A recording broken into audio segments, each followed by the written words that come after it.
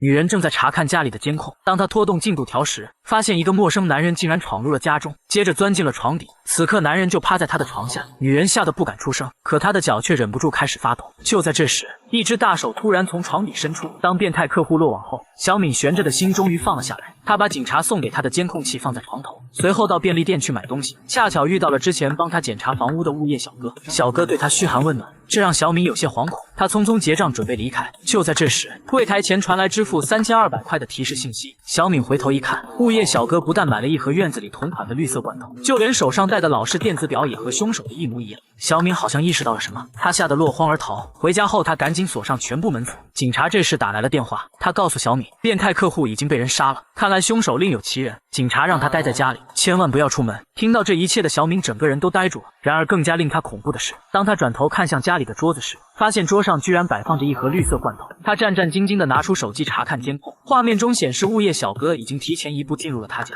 此时就躲在她的床底。小敏害怕的两脚直发抖。突然一只手从床底伸出，小敏拼命向外挣脱，但一切都已经来不及了。她的逃生之路早已被她的4道门锁牢牢锁住。当小敏再次醒来时，发现自己浑身无力地躺在床上，体内被注射了麻药。物业小哥向她讲述了半年里发生的一切，小敏听得头皮发麻，但她必须想尽一切办法逃离这里。她假装侧身呕吐，趁机咬住物业小哥的耳朵，接着抄起麻醉针插进对方的手心，成功从房间里爬了出来。她踉踉跄跄地向外逃跑，这才发现整栋大楼早已被堵得严严实实。危急关头，警察及时赶到现场，和物业小哥扭打在了一起。小敏捡起消防符本想上去帮忙，可当她走上前时，警察已经被物业小哥残忍杀害了。小敏顿时瘫坐在了地上。就在物业小哥疯狂地蹂躏小敏时，一个柜子突然倒了下来，将二人压在了柜底。狭小的空间里，物业小哥死死掐住小敏的脖子，眼看小敏就要窒息，他拼尽全力把物业小哥向上一推，一颗钉子正好穿入对方脑袋，物业小哥最终当场毙命。故事的最后，小敏被判正当防卫无罪释放，她换了个城市重新生活。